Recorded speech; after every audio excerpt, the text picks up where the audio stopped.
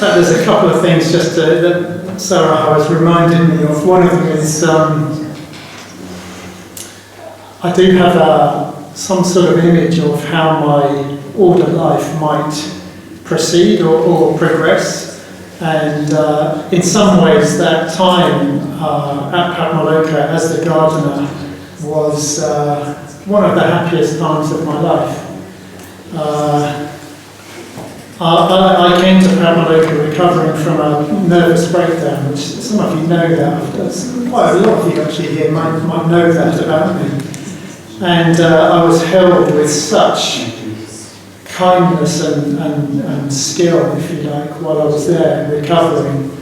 And I've often thought that as I was given the space in which I could heal a little bit, it was like in a harmonious environment, and I could sort of put myself back together in a way. And as I did that bit by bit, I could take on a bit more responsibility.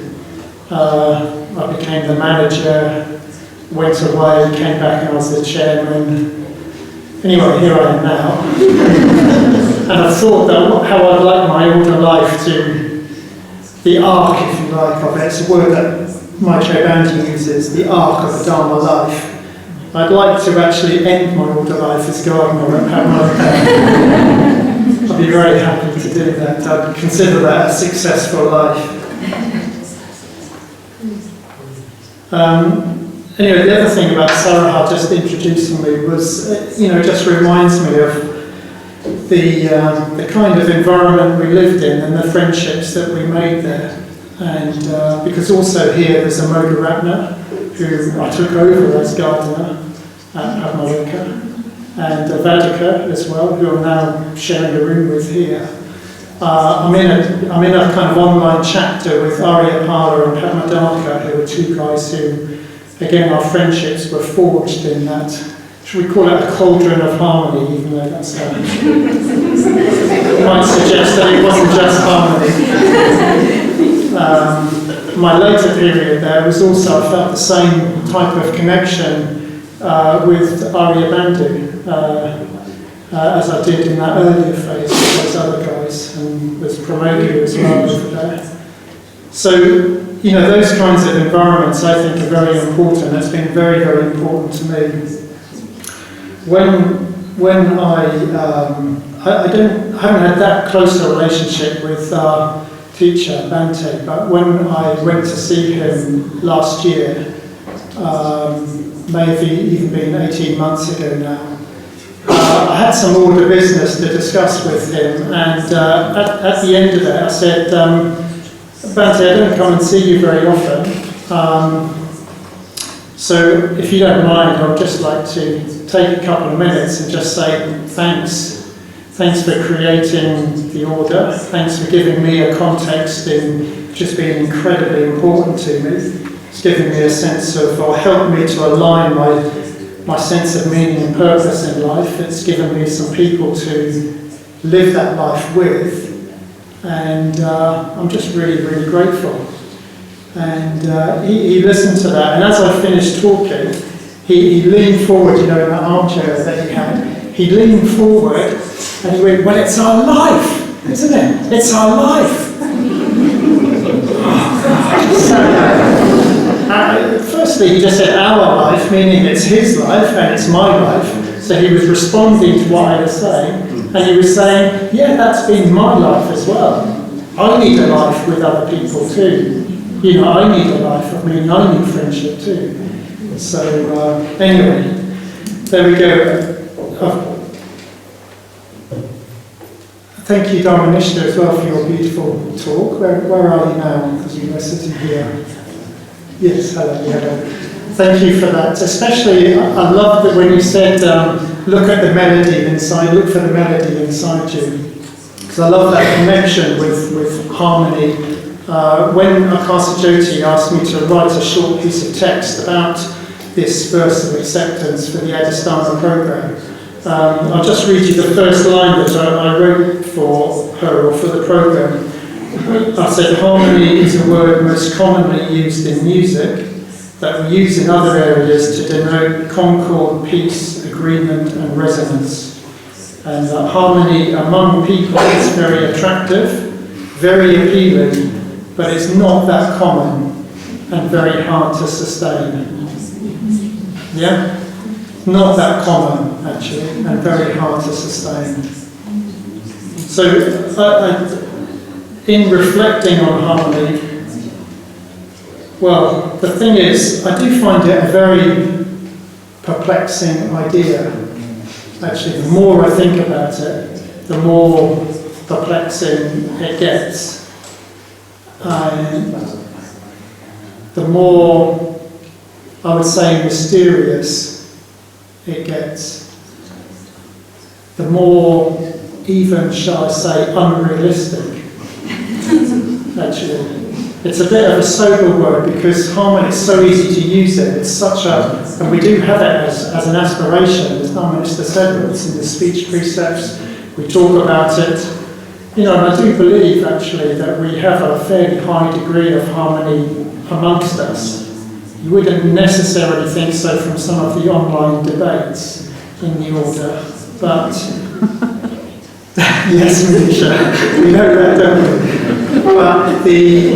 But on events like this, on retreats, order gatherings, then there is something really important, and it's quite subtle. I think that's what it is. It's quite subtle. Anyway, I've just got my reflections have just taken a couple of threads. Well, there's three in a way. I think because we only have a short time today, I'm just going to skip. There's a couple of reflections about harmony within us, as it were, harmony from an individual perspective, harmony from the perspective of the order, and the third one I'll leave out, which is harmony as a society and a myth. But what I suggest, I've written that as an open space topic for tomorrow, Wednesday, because I've been thinking of that in relation to climate change and similar matters. What's the mythic context of climate change? So anyway, if anyone's interested in discussing that, then I'll be happy to facilitate an open space on that. So just for this morning, it'll just be something about the individual and something about the order. Our kind of root text for harmony that's often quoted when we bring this verse of acceptance to mind is the Buddha going to see the Aniruddhas. I find that text interesting because it comes after the Buddha's been to see the monks at Kasambi and who are quarrelling, and they say, listen, we don't need you to help us sort this out. We're actually quite enjoying the argument, it seems. And the Buddha, when he goes to see I'm not going to give that story, but it's just when the Buddha goes to see the Aniruddhas, he actually gives what his description of harmony is. And he says, I hope, Aniruddha, that you are all living in concord, with mutual appreciation, without disputing, blending like milk and water, viewing each other with kindly eyes. So that's his suggested description, and then, we know the story that then Aniruddha goes on to describe, yes, in fact, that is how they're living, and he describes how, fetching water and going for alms food and so on. But for me, when I think of the archetype of harmony, just to start with the individual and to start with the archetype of the Buddha, where my mind goes is the Buddha on the eve of enlightenment under the Bodhi tree. And I often think of that night, like what was it like?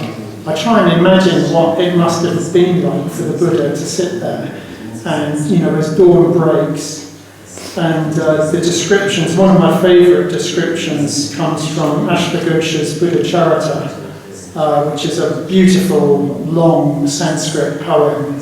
I read a few extracts from it on a retreat that Aryajaya and I were on in Wellington a few weeks ago. And it just describes such a kind of beautiful piece, as though for a moment, the whole world is in peace. At that moment that the Buddha's awakening is complete, like there's no unskillful action anywhere in the world. And the thing about that description is that it's come at the end of this like raging storm of the attack of Mara's army.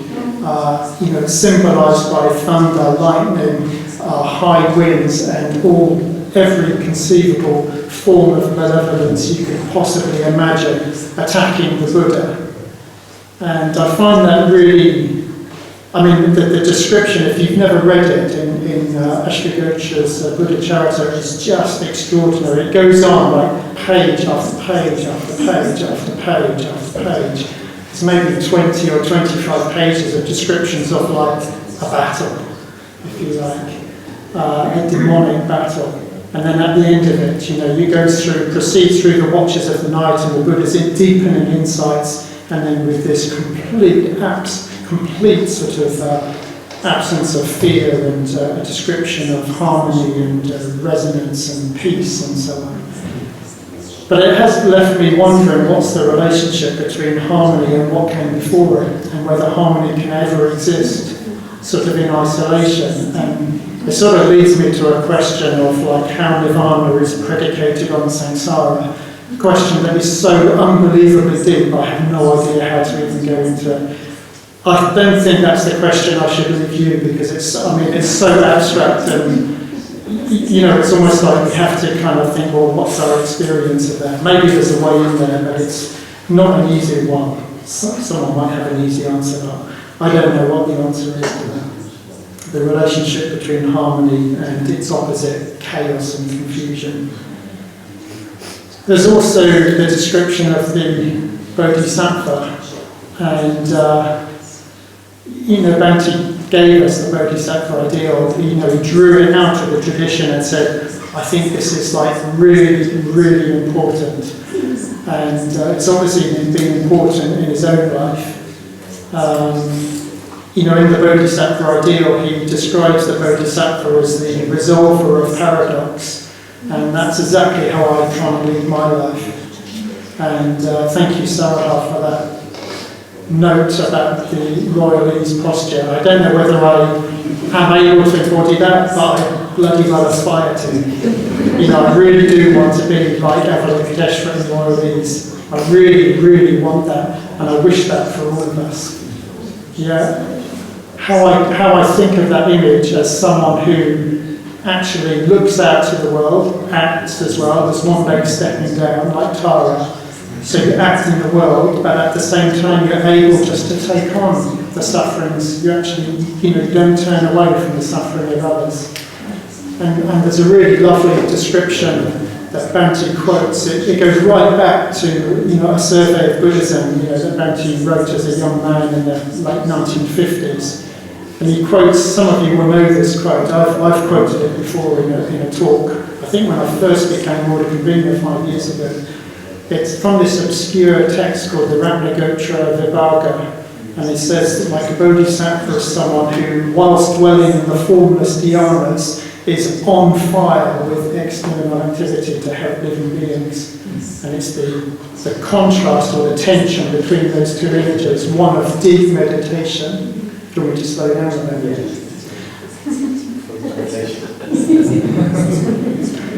It's the contrast between those two images, yeah? One of still deep meditation and the other one of tireless activity.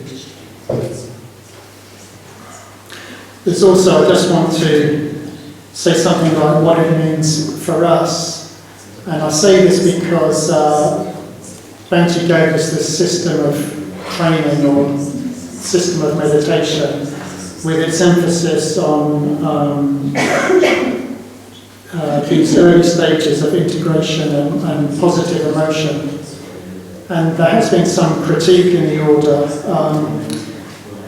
about how much of a healthy, happy individual do you need to be.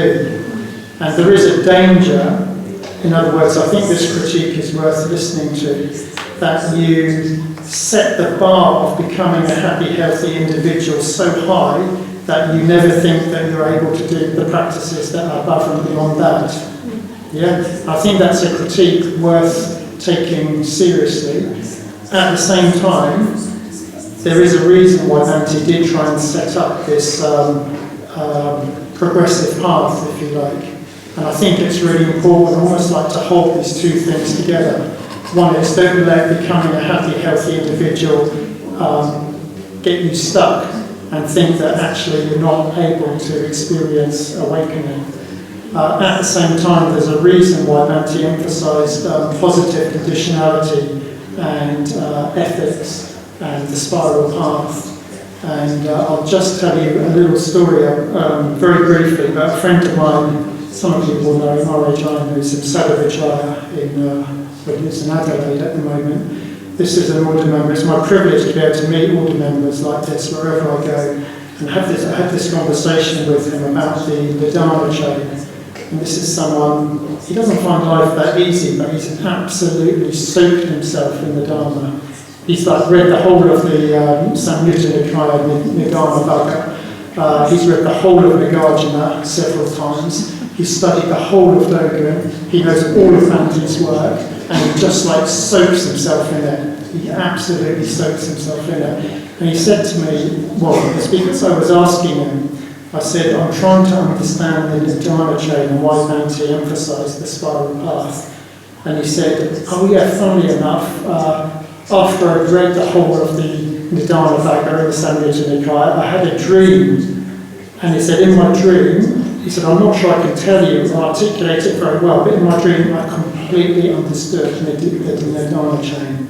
And I completely understood why Bhante, and he says Dogen as well, why they do emphasise this positive path. And he says it's because before you have some degree of integration and positive emotion, it's basically confusion and chaos. And for him it was hell. It's not necessarily that for everybody. But he said before that, it's just confusion. That was in his dream. It was like this complete confusion, and he needed some. He borrowed the word from Jung, some individuation. You needed to have some sense of an integrated individual before you could actually then really practice the Dharma and practice the insight teachings, if you like. So I think that is worth taking seriously. And then, so that was just about the individual, the Buddha, the Bodhisattva, and us as Dharma bearers. So I just wanted to say a little bit about in the order as well. In the order, I think, when I say the individuals, the Buddha, what I mean is how harmony is important in an individual. In order to have harmony amongst each other, we need to have some level or degree of integration. That's my connection.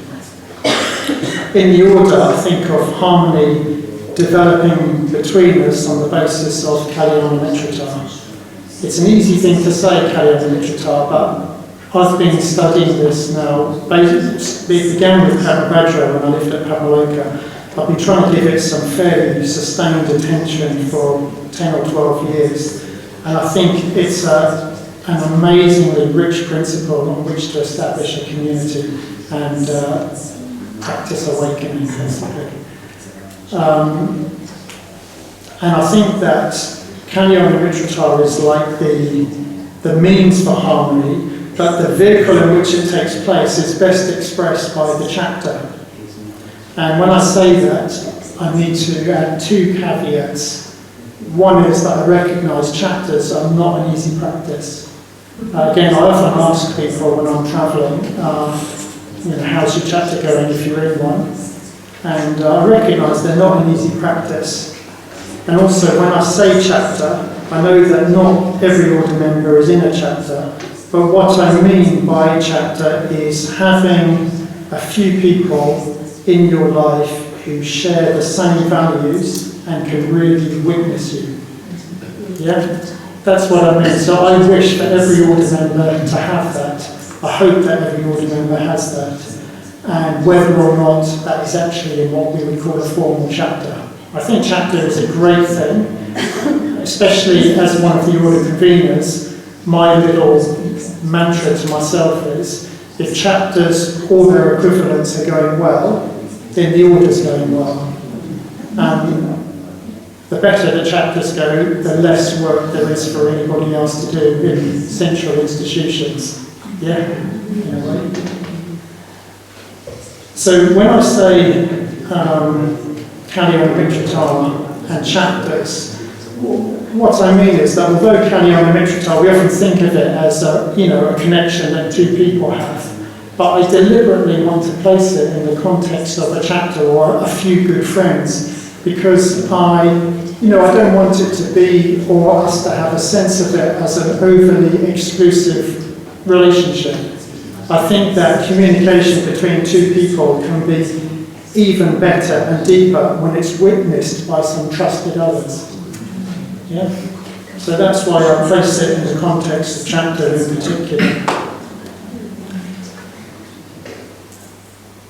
Now, there is, I don't know how much to go into this because I don't want to take too much time, but the reason why I think this is important is because another of the critiques that I'm aware of in the order is a critique about how we're organised and structured.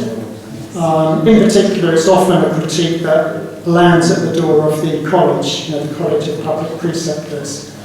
And while, on the one hand, there are things that I myself would like to see differently, I'd like us to be able to respond a bit more quickly and effectively to critiques of the order. And I basically would like the order to be organised in a way that reflects a chapter-like structure, if you like, and that we're not overly centralised. At the same time, I don't think it matters too much how the order is organised from a certain perspective. And that perspective is that I feel the Dharma life, in the end, is simply about, are we able to turn and face our own dukkha? Yeah? That is really what it's about. And that is why I feel Kalyana Mitratar and chapters or their equivalents are really important, because I think they are the conditions or the context, if you like, in which we can really do that. There's other things you need as well. There's some clear teachings and, I don't know, maybe your own vigilance and motivation and effort and so on. But in the end, you need to be able to, or I need to be able to turn and face my own dukkha. And although the organisational structure of a community, can have some impact on that, I think in the end, it doesn't really matter. And by the way, I think we're organised and structured pretty well. But by the way, I do believe that, and it's interesting when I talk to other Buddhists from other communities, and you sort of lay out some of the ways in which we are organised and structured. They're quite amazed. We have the Mitra conveners, and then they get together. We have presidents of centres, and they get together. We have preceptors in local situations, and they get together. It's quite amazing. Chairs of centres, and they get together. We have chapter conveners and order conveners, and they get together. I mean, it's quite an amazing amount of structure and organisation, actually. It's all based on a network of human connections. I mean, the best thing about a chapter is that you come together and you take off your institutional hat, as it were. You just meet as an order member. But what I hope and what I'm trying to do as an order convener is meet with other order members like that anyway. Yeah, I think most of us do. We don't sort of come from an institutional position. Sometimes you have to have certain legal and financial responsibilities and so on. But so I think that if I was to say, I think that's the basis of our harmony, is trying to create contexts and environments in which we can feel trusted and which we can reveal ourselves to each other. I would say that harmony is not only the goal, it's the expression, if you like. And I do believe that by and large, we have a high degree of harmony. And if I was to leave you with a question or something, it may be a little bit left field, but I often ask people, just like, how are you doing as an order member? Like, how are you doing? And have you got the context that you need in order to turn and face Dukkha? Yeah? And that's the one that implies harmony, because it needs a degree of trust and shared framework and being felt that you're witnessed in order to do that. So I would say, how are you doing as an order member? And have you got the context you need in order to turn and face Dukkha? That would be my question, I think.